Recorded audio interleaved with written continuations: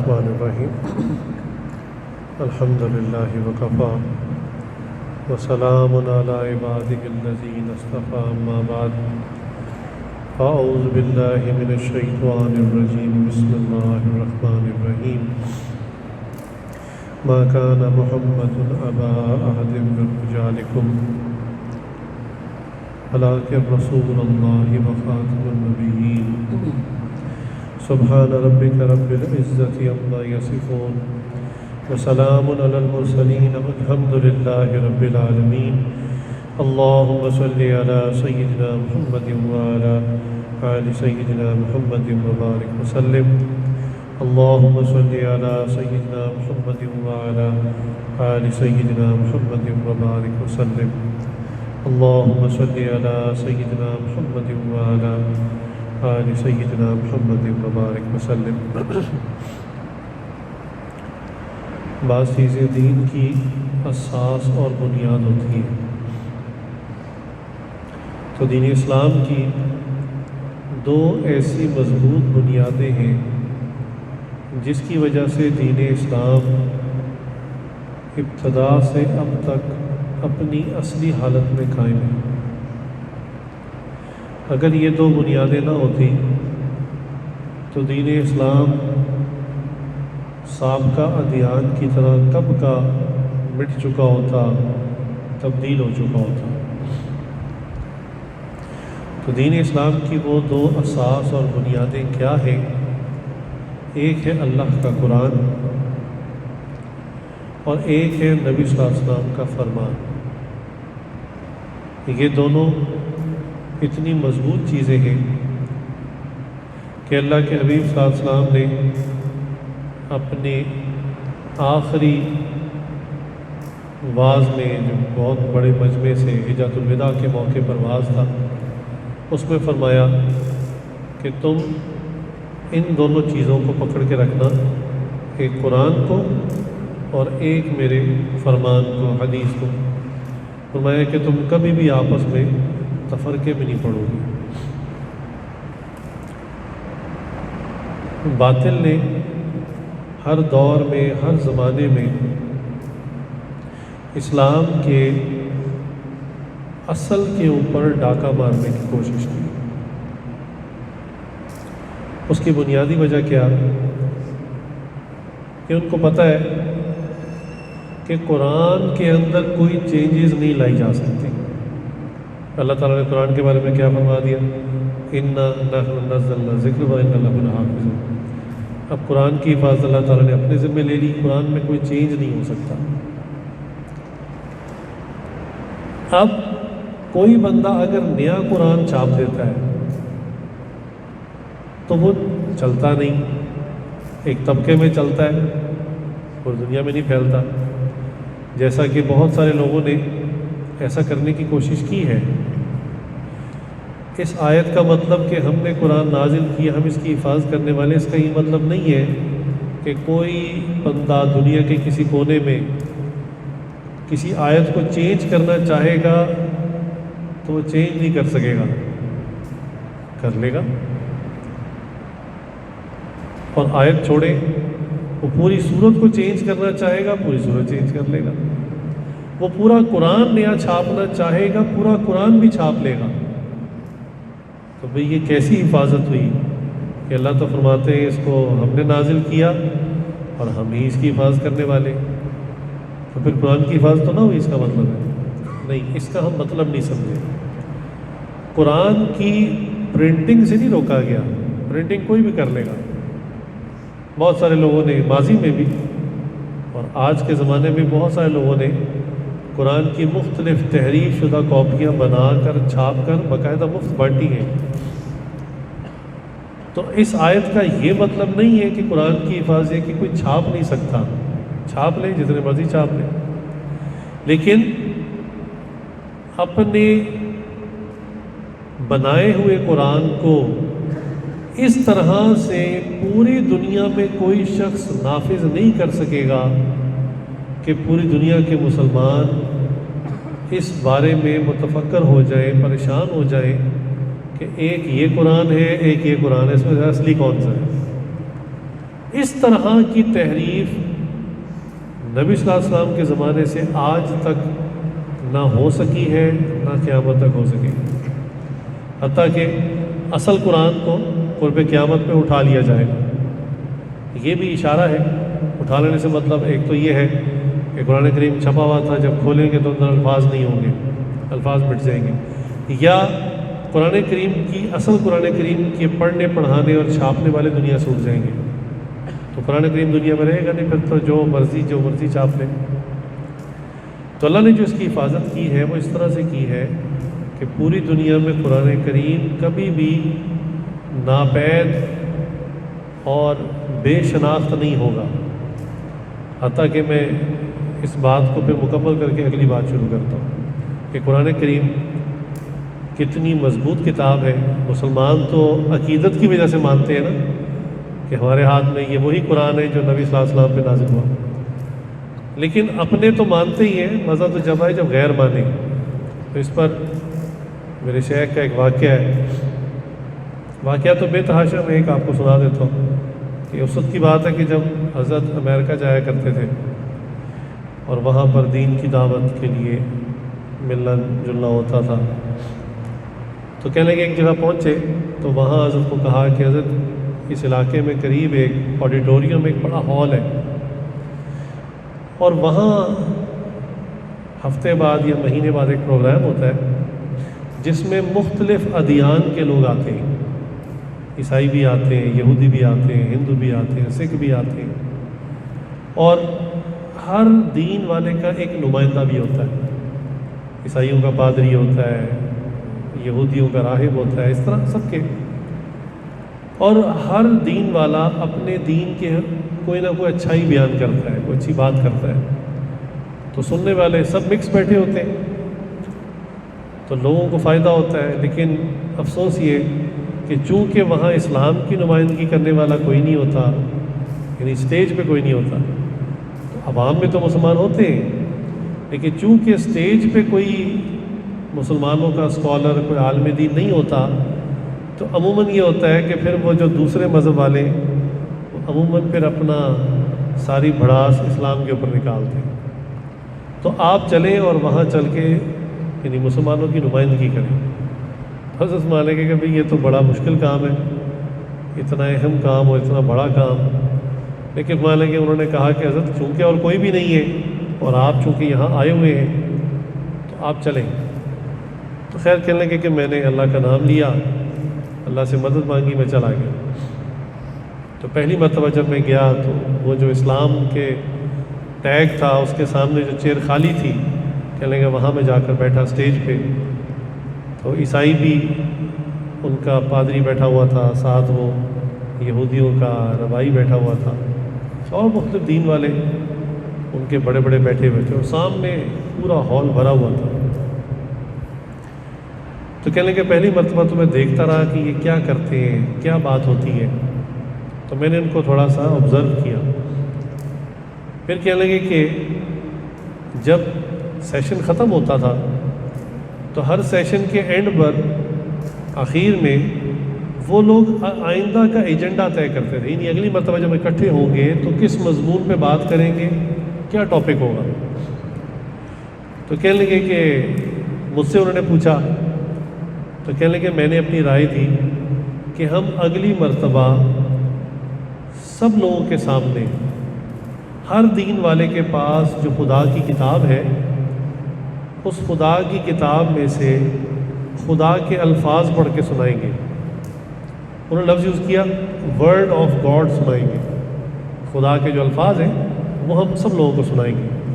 تو کہنے لگے میری یہ رائے بڑی پسند کی گئی، انہوں نے کہا جی بالکل ٹھیک ہے۔ کہنے اگلا سیشن ہوا، ہم سب اکٹھے ہوئے، تو مجھے وہ عیسائی کہنے لگا جی چونکہ پچھلی مرتبہ آپ ہی نے مشورہ دیا تھا تو وہی اصول کہ جو بولے وہی کنڈا کھولے، انہوں نے کہا جی بس آپ ہی شروع کریں۔ تو حضرت کہتے ہیں میں نے سورہ فاتحہ کی عربی میں تلاوت کی اور اس کا انگلش میں مختصر ترجمہ کیا، چونکہ آپ جانتے ہیں حدیث میں آتا ہے کہ اللہ تعالیٰ نے تمام جو احکامات، یہ باتیں تمام کتابوں میں نازل کی وہ قرآن کریم میں نازل کر دی، اور قرآن کریم کا جو خلاصہ ہے وہ سورہ فاتحہ میں بیان کر دی۔ تو کہنے لگے میں نے اوپننگ ورڈز کے طور پہ عربی کے اندر سورہ فاتحہ کی تلاوت کی، اس کے بعد انگلش میں اس کا ترجمہ کر دیا۔ تو کہنے لگے میرے بعد عیسائی کی باری تھی۔ تو جب وہ عیسائی کھڑا ہو کے پڑھنے لگا نا اپنی کتاب، تو اس نے انگلش کے اندر نا بائبل پڑھنی شروع کر دی۔ تو کہنے لگے کہ میں نے ٹوک دیا، میں نے کہا ذرا رک جائیے۔ میں نے کہا جی کیا ہوا؟ کہنے لگے جی میں نے یہ مشورہ دیا تھا پچھلی دفعہ کہ ہم ورڈ آف گاڈ پڑھ کے سنائیں گے، جو خدا کے الفاظ، جس الفاظ میں کتاب اصل نازل ہوئی تھی اس میں سنائیں گے۔ تو میں نے یہ پوچھنا ہے کہ کیا بائبل انگلش میں نازل ہوئی تھی؟ کہنے لگے وہ خاموشی ہو گئی، بالکل مکمل سائلنس ہو گیا۔ کہنے لگے پورا ہال بھرا ہوا تھا لیکن مکمل خاموشی ہو گئی۔ اب وہ عیسائی سوچنے لگا کہ واقعی بائبل جس اصل زبان میں نازل ہوئی تھی اس کو تو جاننے والے دنیا میں چند ایک رہ گئے، اور جاننے والا ہی کوئی نہیں، اور ہم تو سب انگلش ہی پڑھتے پڑھاتے ہیں، تو ہمارے پاس تو اصل کتاب نہیں ہے۔ اور کہنے لگے اس کے بعد چونکہ یہودی کی باری تھی، اور یہودی بڑا ذہین تھا، اس کے پاس بھی انگلش کی ٹرانسلیشن تھی، چونکہ ان کی زبان جو عبرانی زبان ہے اس کے بھی جاننے والے دنیا میں اب چند ایک لوگ رہ گئے۔ تو کہنے لگے کافی دیر خاموشی کے بعد وہ یہودی خود سٹیج پہ آیا، اور مائک پہ آ کے سب لوگوں کے سامنے اس نے اعتراف کیا کہ ہم تمام ادیان والے اس بات کا اقرار کرتے ہیں کہ جو خدا کا کلام خدا کی نازل شدہ زبان میں مسلمانوں کے پاس قرآن کریم کی شکل میں ہے، یہ کسی اور دین والے کے پاس نہیں۔ تو کہنے لگے اس کافر کی زبان سے قرآن کی حقانیت سنی تو بہت دل میں ٹھنڈک پڑی کہ اس نے گویا تسلیم کیا کہ قرآن مسلمانوں کے پاس اپنی اصلی حالت میں آج بھی موجود ہے۔ اس بات کو بنیاد بنا کر میں آگے کچھ بات عرض کرنا چاہتا ہوں کہ ہر دور کے اندر جو بھی باطل آیا اس نے یہ کوشش کی کہ کسی طرح قرآن کو ختم کر دیا جائے، لیکن قرآن میں اضافہ اگر کرنے کی کوشش کی تو اس کو پتہ چلا کہ اضافہ چلنے والا نہیں ہے، اور مسلمانوں کی بنیاد کو اکھیڑنا اتنا آسان نہیں ہے، کیونکہ اس کی حفاظت علماء کر رہے ہیں، حفاظ کر رہے ہیں، مفسرین، تجوید پڑھنے والے اس کے لہجے کی حفاظت کر رہے ہیں۔ تو قرآن کریم کو تبدیل کرنا، چھیڑنا اتنا آسان نہیں ہے۔ چنانچہ ایک واقعہ اور کہ برِ صغیر میں جب یہاں برٹش آرمی آئی، انڈیا پاکستان اکٹھا تھا، تو اس وقت بھی انہوں نے کیمپین چلائی۔ انہوں نے کہا کہ یہ ہم ان کے اوپر اپنا نظام نافذ کرنا چاہتے ہیں لیکن یہ ہمیں ایکسیپٹ نہیں کرتے، ذہنی طور پہ ہمیں قبول نہیں کرتے، تو اس قبول کروانے کے لیے ہم کیا کریں؟ انہوں نے کہا کہ یہ لگتا ہے کسی اور اصل کے ساتھ جڑے ہوئے ہیں، ان کو وہاں سے کاٹو۔ انہوں نے کہا یہ کا تو بہت مضبوط تعلق ہے علماء کے ساتھ، مدارس کے ساتھ، قرآن کے ساتھ، تو انہوں نے پھر بے تحاشا علماء کو شہید کیا۔ تاریخ ہند ایک کتاب ہے، اس کے اندر بڑے بڑے دردناک واقعات لکھے ہوئے ہیں۔ دلی کے اندر ایک وہ خونی گیٹ کے نام سے ایک جگہ مشہور ہو گئی تھی، وہ پھانسی کا پھندا لٹکا رہتا تھا، ایک عالم کو لاتے، اس کو لٹکاتے، وہ تڑپتا، اس کی لاش اتارتے، دوسرے کو لٹکا دیتے۔ تو 24 گھنٹے کی ترتیب تھی، اور کہنے لگے یہ جو جی ٹی روڈز ہیں بڑی بڑی، کہنے لگے ان کے دائیں بائیں کوئی بڑا درخت ایسا نہیں تھا جس کے ساتھ کسی عالم کی لاش نہ لٹک رہی، اور عبرت کی وجہ سے وہ کہتے تھے اس کو اتارنے کی اجازت نہیں ہے، جو اتارے گا اس کو بھی سزائے موت۔ اس طرح انہوں نے علماء کو شہید کیا۔ پھر انہوں نے قرآن کریم کے نسخے مسجدوں سے اٹھانے شروع کیے، اور راتوں رات ان کو کھیتوں میں جا کے تلف کیا، کچھ پانی میں بہا دیے، کچھ جلا دیے، کافی مدت تک یہ کام کرتے رہے۔ اور اب انہوں نے ٹیسٹ کرنے کی کوشش کی کہ ذرا دیکھیں ہمیں کامیابی کتنی ہوئی ہے۔ تو انہوں نے ایک نابینا کو پکڑا جو آنکھوں سے پیدائشی اندھا تھا، زندگی میں اس نے قرآن نہیں دیکھا، تو انہوں نے کہا کہ بھی آپ حافظ قرآن ہیں، اپنا تعارف نہیں کروایا ہم کون ہیں، بس کہا کہ ہم برکت کے لیے آپ سے قرآن سننا چاہتے ہیں۔ اب خود صاحب نے قرآن کھول لیا اور حافظ صاحب جو نابینا تھے ان سے کہا پڑھو۔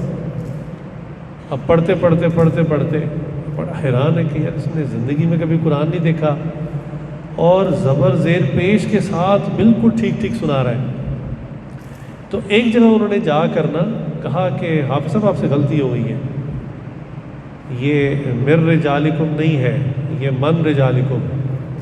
تو حافظ صاحب نے بڑے اطمینان سے کہا وہ لکھنے والے کاتب سے غلطی ہو گئی ہوگی، اس زمانے میں قلمی نسخے ہوتے تھے ہاتھ کے لکھے ہوئے، انہوں نے کہا وہ کاتب سے غلطی ہو گئی، اس کو آپ ٹھیک کر لیں۔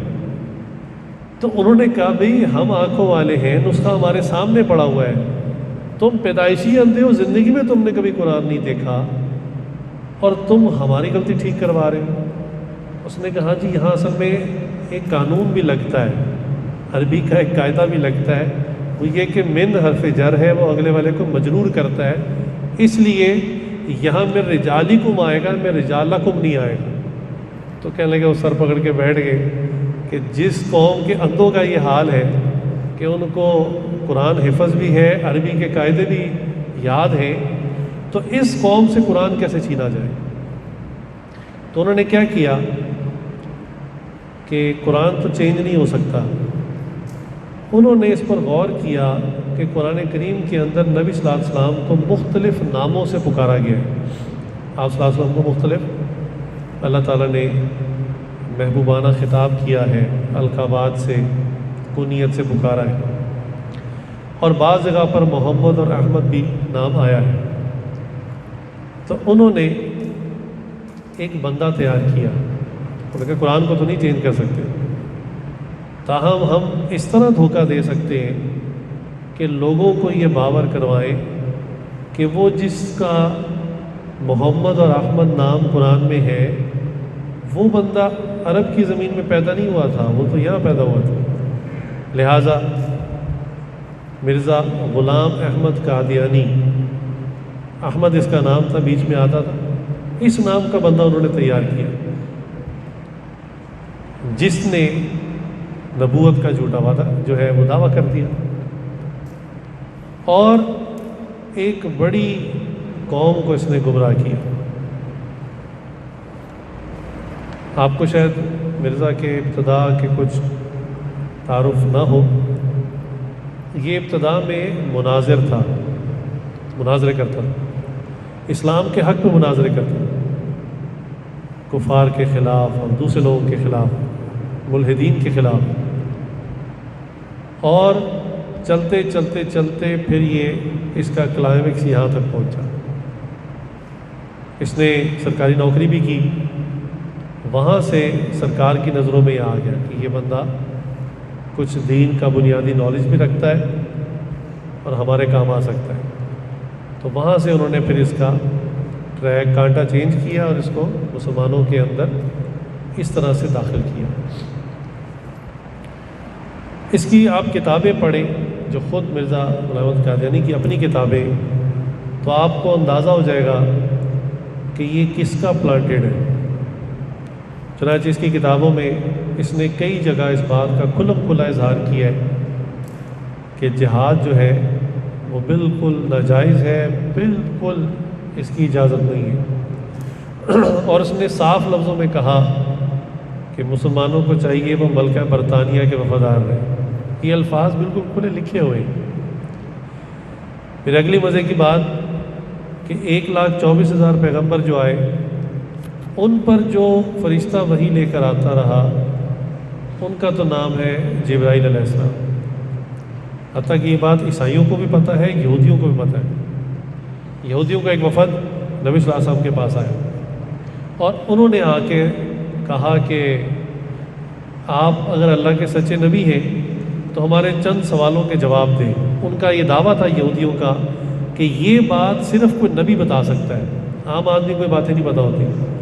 تو انہوں نے ذوالقرنین کے بارے میں جو بادشاہ گزرے اور یاجوج ماجوج کے بارے میں اور مختلف جو قرآنی چیزیں ان کے بارے میں پوچھا۔ نبی صلی اللہ علیہ وسلم اللہ کے مدد سے سب کچھ بتاتے رہے۔ آخری سوال انہوں نے یہ کیا کہ ہمارا بس آخری سوال ہے، اگر اس کا جواب آپ ٹھیک دے دیں گے تو ہم ابھی سارے یہودی کلمہ پڑھ کے مسلمان ہوتے ہیں۔ نبی صلی اللہ علیہ وسلم نے پوچھا کہ اچھا آپ پوچھ لیں کیا سوال ہے؟ تو انہوں نے سوال یہ کیا کہ یہ بتائیں کہ آپ کے اوپر جو فرشتہ وحی لے کر آتا ہے اس کا کیا نام ہے؟ تو نبی صلی اللہ علیہ وسلم نے فرمایا کہ ان کا نام جبرائیل علیہ السلام۔ یہودیوں نے تصدیق کی کہ ہاں واقعی ہی یہ وہ فرشتہ ہے جو تمام نبیوں پر، ہماری جو لڑی ہے اس میں بھی تمام نبیوں پر وحی یہی لے کر آتا تھا، اور اصل بات یہ ہے کہ ہمیں اسی فرشتے سے بغض ہے۔ کیوں؟ ہماری قوم پر جب بھی عذاب آیا یہی فرشتہ لے کر آیا، لو جی فرشتے سے بھی بغض ہے، اور اس وجہ سے اب ہم کلمہ نہیں پڑھیں گے۔ تو آپ اندازہ کیجیے کہ تصدیق کر رہے ہیں کہ جو وحی لانے والا فرشتہ اس کا نام جبرائیل علیہ السلام۔ تو مرزا غلام احمد قادیانی نے اس بات کو اپنی کئی کتابوں میں لکھا ہے اور اس کا دعویٰ بھی کیا ہے کہ جو فرشتہ مجھ پر وحی لے کر آتا تھا اس کا نام تھا ٹیچی ٹیچی، انگلش نیم تھا، اسٹائلش نیم تھا۔ تو یہ واحد نبی ہے، یعنی نبوت کا دعویٰ کرنے والا نبی تو نہیں ہے، نبوت کا دعویٰ کرنے والا پہلا شخص ہے کہ جس پر جبرائیل علیہ السلام وحی نہیں لے کر آئے بلکہ ٹیچی ٹیچی، باقی ٹیچی ٹیچی آیا ہوگا کوئی شیطان ہوگا، کوئی ایسی چیز ہوگی جو اس کے کان میں آ کر ایسی باتیں کرتا ہو۔ بہرحال مرزا قادیانی خود تو جہنم میں پہنچ چکا، اس کے بعد والے بھی، لیکن اب یہ باقاعدہ ایک تنظیم بن چکی ہے، اور چونکہ اس تنظیم کو پہیے لگتے ہیں بیرونی، ان کے اصل رابطے باہر ہیں۔ یہ مسئلہ تو ہے ہی نہیں نا کہ یہ سچے لوگ ہیں جھوٹے لوگ ہیں، یہ تو مسئلہ ہی نہیں ہے۔ مسئلہ یہ ہے کہ جس طرح اور بہت ساری قوتیں دین اسلام کے خلاف کام کر رہی ہیں، بالکل اسی طرح سے یہ ایک تنظیم ہے جو کافروں کی، فرنگیوں کی بنائی ہوئی ہے، اور یہ اسلام کے خلاف کام کر رہی ہے، یہ مسلمانوں کی صفوں میں دراڑ ڈالنے کے لیے۔ ایک تو وہ ہے نا جو براہ راست ایک طبقہ ہے جو بم گرا رہا ہے، مسلمانوں کو شہید کر رہا ہے، تو چلو جسم شہید ہو جائے، ایمان مضبوط ہو تو بندہ سیدھا جنت میں جاتا ہے، لیکن یہ طبقہ اس سے بھی خطرناک ہے، یہ بم مار کر جسم نہیں اڑاتا، یہ اپنے زہر کا بم مار کر ایمان خراب کر دیتا ہے، اور اگر ایمان کسی کا خراب ہو جائے تو اس کی آخرت تباہ ہو جاتی ہے، ختم ہو جاتی ہے۔ اگر وہ اسی حالت میں مر گیا تو وہ بھی ہمیشہ کے لیے جہنم میں جائے گا۔ اس لیے یہ اسلام دشمن ہے، اور یہ زیادہ بڑے دشمن ہیں۔ چنانچہ ان کے کام کرنے کا طریقہ بہت منظم ہے، ان کا کام کرنے کا سب سے بڑا جو ذریعہ ہے، جو موڈ آف ایکشن ہے، وہ ہے پیسہ۔ یہ پیسے کے بل بوتے پر، چونکہ پیسہ بہت آتا ہے باہر سے، پیسے کے بل بوتے پر ان کی تنظیم کام کرتی۔ اس لیے اس تنظیم کا سب سے پہلا مشن بھی یہی ہے کہ زیادہ سے زیادہ پیسہ اکٹھا کرو۔ اکٹھا کس سے کرو؟ مسلمانوں سے اکٹھا کرو، ان پر جو لگ رہا ہے، خرچہ جو ان پر ہو رہا ہے انہی سے دو۔ اس لیے ہمارے ملک میں انہوں نے بہت ساری فیکٹریاں، بہت سارے کارخانے لگائے ہوئے۔ شیزان کا نام تو بہت پرانا ہو چکا، اور چونکہ وہ بہت بدنام ہو چکا، اس لیے انہوں نے بہت مختلف کارخانے، گھی کی فیکٹریاں، صابن کی فیکٹریاں، اور کھانے پینے کی چیزوں کی فیکٹریاں، مشروبات کی فیکٹریاں انہوں نے لگا لی تاکہ ہمیں پیسہ آئے۔ ہم کسی شخص کو اگر کسی بھی محنت کرتے ہیں، اس کو اسلام کے قریب لاتے ہیں، ہم اپنا پیسہ خرچتے ہیں، اس کا اکرام کرتے ہیں، لیکن ان کی جماعت میں جماعت پیسہ خرچتی ہے، ان کے نمائندے ہر جگہ پھیلے ہوتے ہیں، اور وہ کھلم کھلا دعوت دیتے ہیں۔ آج کل کے مسائل جو ہیں، ملک میں مہنگائی ہے، نوکری نہیں ہے، کاروبار نہیں ہے، تو وہ کھلی آفر کرتے ہیں، آپ کو کاروبار کرائیں گے، ملازمت کروائیں گے، شادی نہیں ہے ہم آپ کو خوبصورت لڑکی سے شادی کروائیں گے، گھر میں کوئی مسئلہ ہے، تعمیر نہیں ہے، گھر کے اوپر منظر ڈلوا دیں گے۔ پیسے کے ذریعے یہ لوگوں کو قریب کرتے. اور انسان فطری طور پر اس اعتبار سے کمزور ہے کہ انسان اپنے محسن کا گرویدہ ہو جاتا ہے. جس نے بھی احسان کیا انسان اس کا گرویدہ ہو جاتا ہے.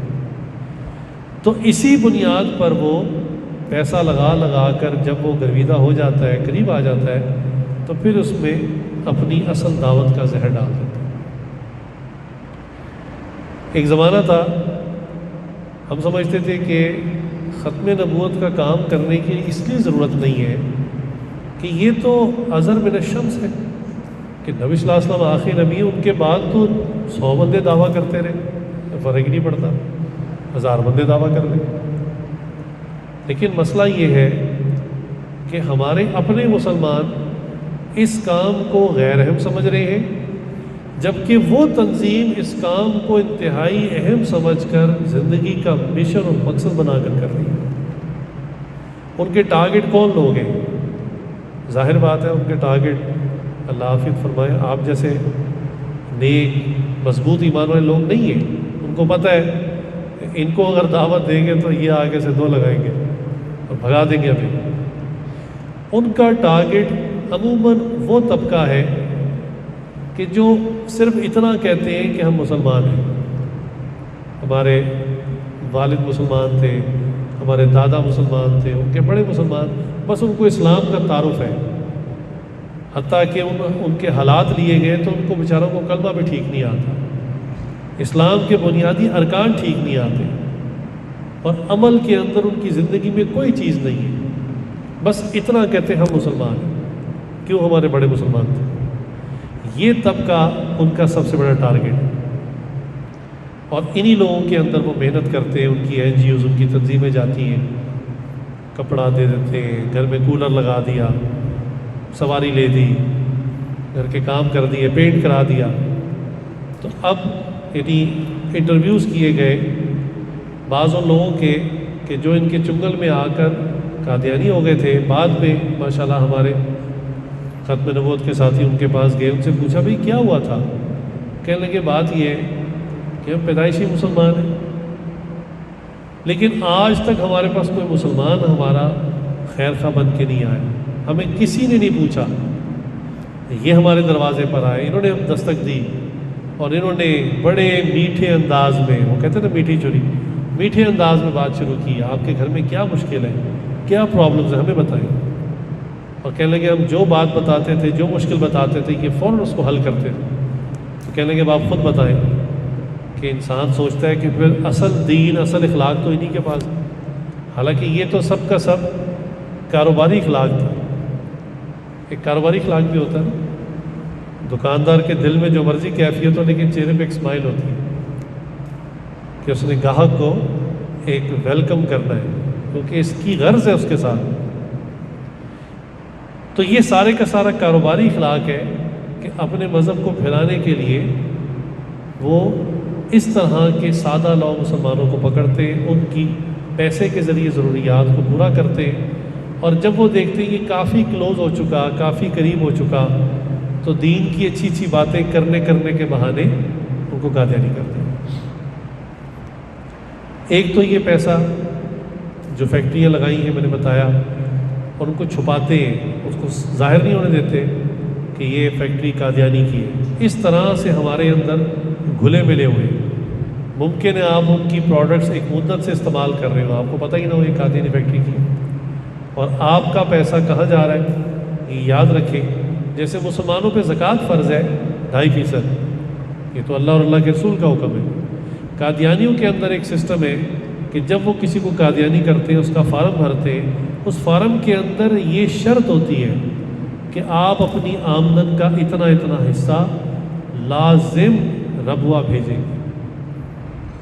اب جتنے قادیانی ہوتے چلے جائیں گے وہ سب اپنی کمائی، چاہے جاب کر رہے ہوں، بزنس کر رہے ہوں، جو بھی کر رہے ہوں، اس کا ایک بڑا پورشن وہ قادیان بھیجتے ہیں. اور وہاں قادیان میں کیا ہوتا ہے، وہاں اسی قسم کی سرگرمیوں میں لوگوں کو گمراہ کرنے کے اندر وہ پیسہ خرچ ہوتا ہے. تو جیسے میں نے کہا، اور میرے شیخ نے بھی، حضرت ڈاکٹر صاحب نے بھی فرمایا کہ بھی ہم تو سمجھتے تھے کہ یار یہ تو کوئی کام ہی نہیں ہے کرنے والا. اس کی وجہ یہ نہیں ہے کہ اس کی اہمیت کم تھی، تاکہ بھئی اتنا بھی کوئی گمراہ ہوگا کہ نبی صلی اللہ علیہ وسلم کو چھوڑ کر کسی اور بندے کو نبی مان لے گا، اس کی وجہ یہ تھی۔ لیکن جب ان کے فتنے کو، ان کے شر کو اور اب ان کے گروپ کو دیکھا تو پتہ چلا کہ یہ تو سب سے اہم کام ہے کرنے والا۔ کیوں؟ اس کی وجہ سے ایک شخص کے دین اور اسلام کی بنیاد ہی اکھڑ جاتی ہے، ختم ہو جاتی ہے۔ جب اس کا قرآن کے بارے میں یہ عقیدہ ہوا کہ قرآن میں جہاں جہاں احمد اور محمد آیا وہاں نعوذ باللہ یہ منحوس مراد ہے، اور حدیث کے بارے میں جب نبی چینج ہو گیا تو سمجھے حدیثیں اور فرمان سارے چینج ہو گئے، تو دین تو مٹ گیا، ختم ہو گیا۔ اسی لیے اس گروپ کو امپلانٹ کیا گیا، ہم مسلمانوں میں داخل کیا گیا تاکہ مسلمانوں کی بنیاد کو اکھاڑ کر ختم کر دیا۔ اب تمام دلائل، بخاری، مسلم، فقہ کی کتابیں، آگے تفسیر کی کتابیں، وہ سب بیکار ہو گئی اگر کسی شخص کی بنیاد ہی ختم ہو گئی۔ اب بات کو سمجھے کہ کتنی اہمیت ہے اس کے اندر۔ جب ایک شخص کی اذان ہی چینج ہو گئی، نبی ہی چینج ہو گیا، نماز پڑھنے کا انداز ہی بدل گیا، تو پھر اس کے پیچھے باقی کیا رہا؟ تو اب اس کے ساتھ دلائل میں بات کرنے کا تو مسئلہ ہی ختم ہو گیا۔ یہ عام لوگوں کے اندر داخل ہو کر گمراہی کیسے پھیلاتے ہیں، ایک بڑا ان کا زبردست وار کرنے کا انداز ہے، اور وہ یہ ہے کہ یہ معصوم بن جاتے ہیں۔ کہتے ہیں دیکھو ہم بھی آپ کی طرح کے مسلمان ہیں، ہم بھی کلمہ لا الہ الا اللہ محمد رسول اللہ پڑھتے ہیں، لیکن دیکھو ہمیں لوگ کافر کافر کہتے ہیں۔ عام آدمی جس کے پاس خود معلومات نہیں ہوتی ان کی، اس کو نہیں پتہ ہوتا کہ یہ ان کا زہر کہاں تک پہنچا ہوا ہے، تو وہ کہتا ہے یار بات تو ٹھیک ہے، اس نے کلمہ مجھے پڑھ کے سنایا ہے، اور وہ کہہ رہے ہیں کہ جی دیکھو ہم بھی آپ کی طرح مسلمان ہیں اور ہمیں آپ لوگ کافر کہتے ہو اور ہمیں حقوق نہیں دیتے۔ یہ دوسرا بڑا اٹیک ہوتا ہے کہ ہمیں حقوق نہیں دیتے۔ حقوق کے بارے میں اتنی بات سمجھ لیں کہ ان کو پاکستان میں تمام وہ حقوق حاصل ہیں جو کسی بھی ایک پاکستانی کو حاصل ہے۔ مثلا یہ پاکستان میں زمین خرید سکتے ہیں اور خریدتے ہیں، مکان بنا سکتے ہیں، مکان بناتے ہیں، ان کے بچے جس مرضی اسکول میں جانا چاہیں جا سکتے ہیں، داخلہ ملتا ہے۔ یہ ٹریول کرنا چاہیں، پاسپورٹ ان کو بنانے کی اجازت ہے، ریل کا ٹکٹ، جہاز کا ٹکٹ، بزنس کرنا چاہیں، کسی بینک میں اکاؤنٹ کھولنا چاہیں، آپ اس چیز کا نام لیں کہ جو کسی ایک پاکستانی شہری کو ملتی ہے اور ان کو نہیں ملتی، ہر چیز ملتی ہے۔ یہ بھی ایک دھوکے کا وار ہے۔ یہ وار یہ کرتے ہیں کہ جی ہمیں بنیادی حقوق نہیں دیے جاتے، بنیادی حقوق ان کو سب دیے ہوئے ہیں۔ جو حقوق ان سے چھین لیے گئے ہیں وہ سن لیجئے کہ ان کو اپنے کفریہ عقائد کی تبلیغ کرنے کی اجازت نہیں ہے، اور یہ تو عقل کی بات ہے۔ کل کو یہودی یہاں پہ آ جائے اور کہیں جی کہ ہمیں بڑا آپ لوگوں نے کارنر کر کے رکھا ہے، ہمیں بنیادی حقوق نہیں دے رہے، کہ جی کیا حقوق نہیں دے رہے؟ کہ جی آپ ہمیں لوگوں کو یہودی نہیں بنانے دے رہے۔ تو کوئی بھی عقل مند آدمی کہے گا بھئی ایک اسلامی ملک میں آ کے تم یہودیت کی تبلیغ کرو گے تو اسلامی ملک پھر کس بات کا ہو؟ عیسائی آ کے کہیں جی ہمیں عیسائیت کی تبلیغ کرنے دیں، ہندو آ کے کہے کہ ہمیں ہندوازم کی تبلیغ کرنے دیں۔ تو جس طرح باقی اقلیتوں کو تمام حقوق دیے گئے ہیں، صرف ان کو اپنے مذہب کی تشہیر کرنے کی اجازت نہیں ہے، تبلیغ کرنے کی اجازت نہیں، یہاں تک کہ ان کو اپنی عبادت گاہ بنانے کی اجازت ہے، اور ان کی عبادت گاہیں ہمارے شہروں میں بنی ہوئی ہیں، لیکن مسلمانوں کی طرح اذان دینے کی اجازت نہیں، تاکہ عام آدمی دھوکہ نہ کھا جائے۔ وہ تو یہ سمجھے گا اذان ہوئی ہے، میرے محلے میں مسجد ایک نہیں بن گئی، تو ان کو اسپیکر پر اپنی اذان، جو ان کی مختلف اذان ہے، اذان دینے کی اجازت نہیں ہے۔ ان کو اپنے مذہب کی تشہیر تبلیغ کرنے کی اجازت نہیں ہے۔ ہاں اپنی عبادت گاہ بنا کر اپنی عبادت جس انداز سے بھی کرتے ہیں کریں، اس کی اجازت ہے۔ لہٰذا ایسا کبھی نہیں ہوا کہ انہوں نے اپنا عبادت گاہ بنائی ہو اور اندر یہ عبادت کر رہے ہو اور پولیس آ کر ان کو گرفتار کر کے لے گئی، کبھی ایسا نہیں ہوا۔ لاہور شہر کے اندر ان کی کافی عبادت گاہیں اور یہ عبادت کرتے ہیں، اس کی اجازت ہے۔ جس طرح لاہور شہر میں کئی گرجے ہیں، عیسائی اپنی عبادت کرتے ہیں، ان کو اجازت ہے، اور سکھوں کے گردوارے یہاں پر موجود ہیں پاکستان میں، وہ اپنی عبادت کرتے ہیں، ان کو اجازت ہے۔ لیکن ان تمام اقلیتوں کو اپنے مذہب کی تبلیغ کرنے کی اجازت نہیں ہے، اسی طرح ان کو بھی اپنے مذہب کی تبلیغ کرنے کی اجازت نہیں۔ یہ واحد وہ چیز ہے جو سینکشن، جو پابندی ان پر لگائی ہے، اور اسی پر یہ سٹ پٹاتے ہیں اور عام شہری کو دھوکہ دیتے ہیں، جی ہمیں بڑا ظلم کی چکی میں پیسا ہوا ہے، ہمیں حقوق نہیں دیے جاتے۔ تو اس دھوکے میں بالکل نہیں آنا، ان کو تمام حقوق حاصل ہیں، ان کا بہت لحاظ کیا گیا، خاص طور سے اس زمانے میں تو یہ سر پر چڑھے ہوئے اور پورا زور لگا رہے ہیں کہ کسی طرح سے وہ قانون ہی ختم کر دیا جائے جس کی وجہ سے اسلامی لاء کے مطابق ہی غیر مسلم۔ آپ اپنی ذرا پاور کا اندازہ کریں، ہمیں یہ چیزیں پتہ نہیں ہوتی۔ اگر آپ کو کہیں قادیانی کسی بھی جگہ پہ اپنا اشتہار بانٹتے ہوئے یا اپنی تبلیغ کرتے ہوئے پکڑا گیا، آپ نے دیکھ لیا، آپ اسی وقت 15 پہ کال کریں کہ جی قادیانی ہے اور اپنے مذہب کی تشہیر کر رہا ہے، تو اسی وقت پولیس آئے گی اور اس کو اریسٹ کر لے گی۔ یہ پاکستانی قانون بننے کا یہ فائدہ ہے۔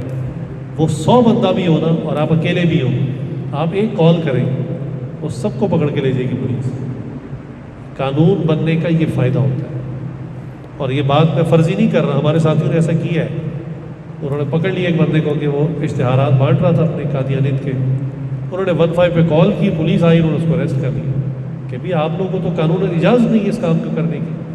چونکہ وہ ساتھی قانون جانتا تھا اس لیے اس نے فوراً کال ملا دی۔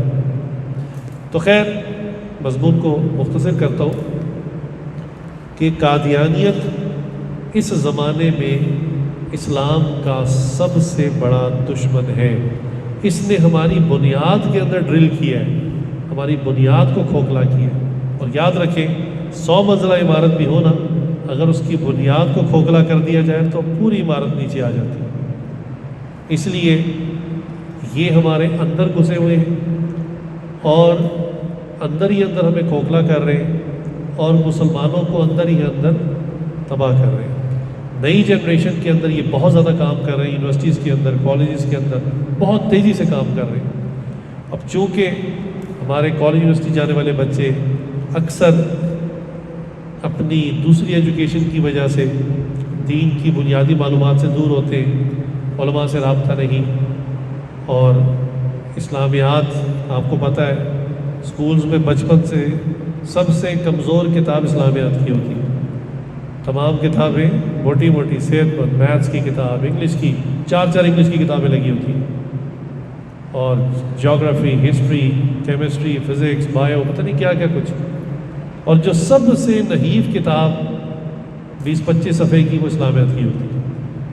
تو جتنی کمزور کتاب ہوتی ہے اتنا ہی کمزور ایمان ہوتا ہے اس بچے کا، تو اس کو تو اسلام کی بنیادی چیزوں کا نہیں پتہ ہوتا، اس لیے اس کو یہ جلدی قائل کر لیتے ہیں، اسی قسم کی دھوکے والی باتیں دے کر پہلے اپنے ساتھ کمفرٹ لیول قائم کرتے، وہ بندہ کہتا ہے ہاں یار یہ زیادتی کر رہے ہیں، اس کے ساتھ دیکھنے میں ہماری طرح کا انسان ہے، کلمہ پڑھ رہا ہے، ہماری طرح کا مسلمان ہے، کیوں اس کو کافر کہتے ہیں؟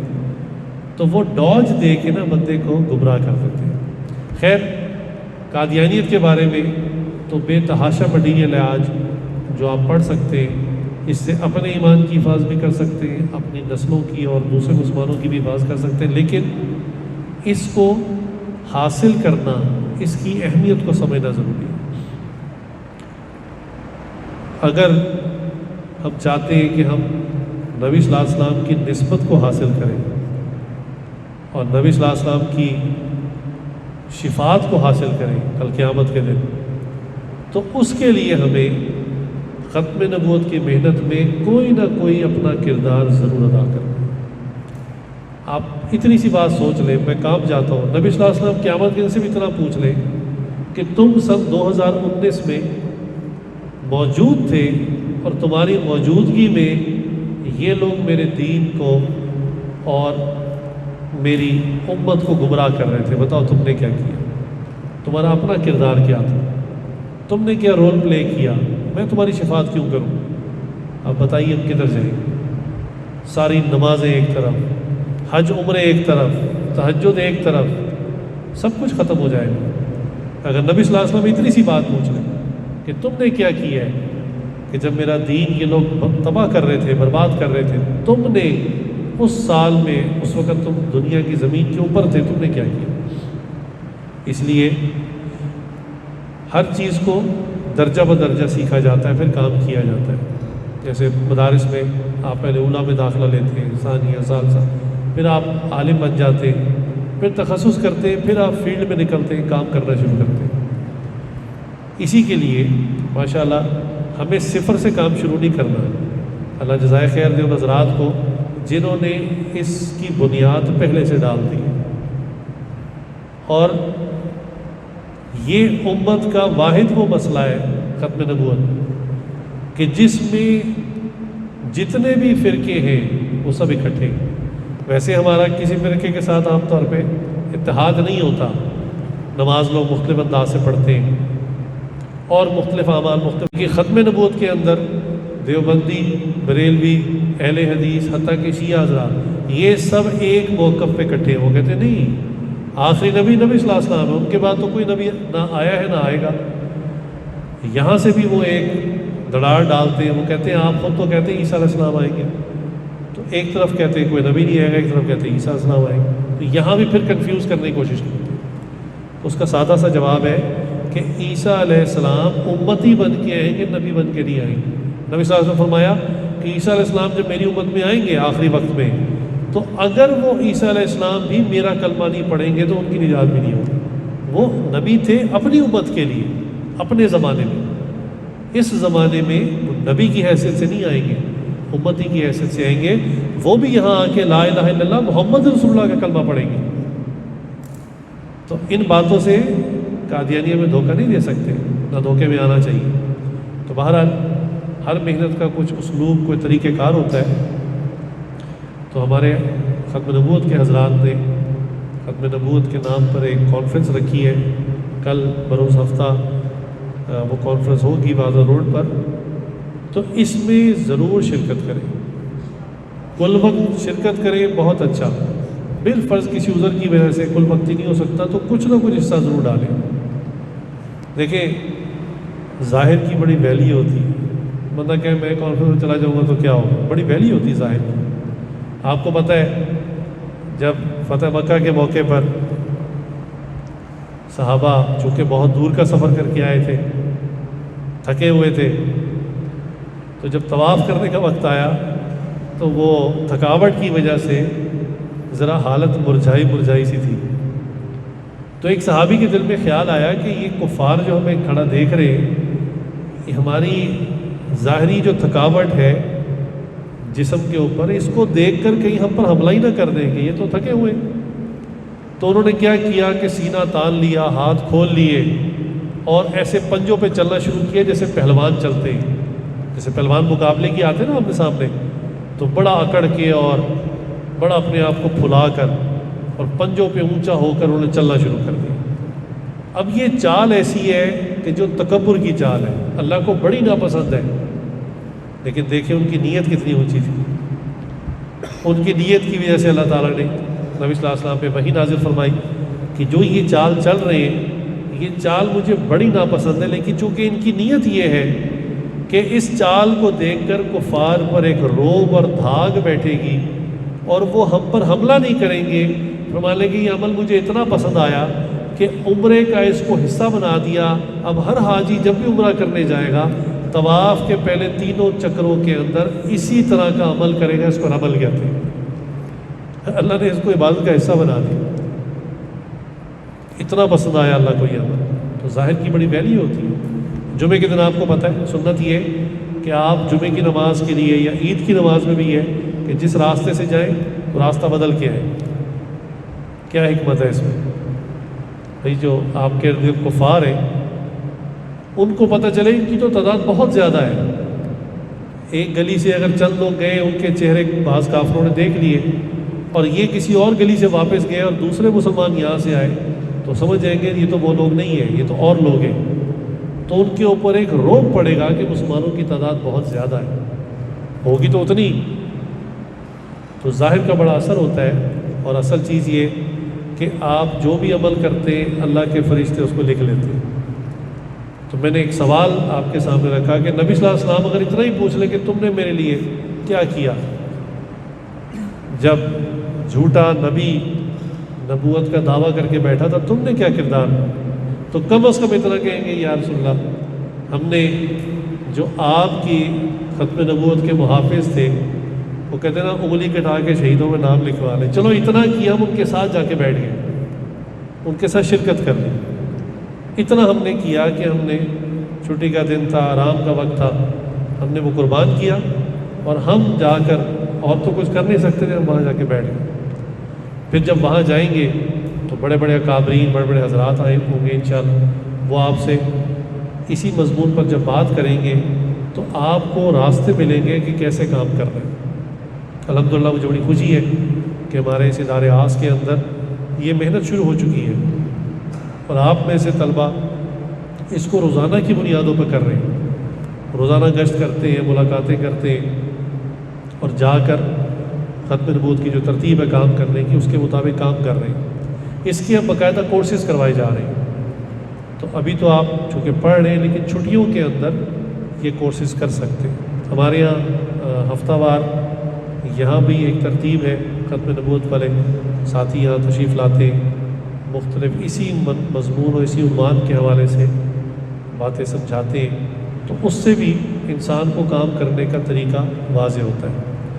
یہ پکی بات ہے کہ آپ جب درس نظامی کر کے فارغ ہوں گے، یعنی مکمل عالم بن جائیں گے، تو آپ کے سامنے بہت سارے راستے ہوں گے، تدریس کا، تصنیف کا، واعظ و نصیحت کا، بہت سارے مختلف کام ہوں گے. تو میری گزارش ہے کہ جو بھی کام کرتے رہے اس کام کے ساتھ ختم نبوت کے کام میں اپنا ضرور حصہ ڈالیں، اس کا ارادہ کریں. یہ وہ کام ہے کہ جس کی وجہ سے نبی صلی اللہ علیہ وسلم کی نسبت خاص ملے گی اور شفاعت بھی خاص ملے گی، اور ان کے ساتھ ایک خاص تعلق بن جائے گا، کیونکہ یہ ناموس کی حفاظت ہے. نبی صلی اللہ علیہ وسلم کی عزت پر جو حرف آ رہا ہے اس کی حفاظت ہے. اس لیے ختم نبوت اور ناموس رسالت یہ دونوں عنوان ایسے کہ ان دونوں کے اوپر آج کے زمانے میں خاص طور سے بہت زیادہ محنت کی ضرورت ہے. اللہ تعالیٰ سے دعا ہے اللہ تعالیٰ ہم سب کو نبی صلی اللہ علیہ وسلم کا سچا امتی بنائے، اور آپ صلی اللہ علیہ وسلم کی سچی نسبت عطا فرمائے، ان کے دین کا غم عطا فرمائے، اور ان کے دین کی حفاظت کے لیے اللہ تعالیٰ ہم سب کو محنت کرنے کے لیے قبول فرمائے. وآخر دعوانا الحمدللہ.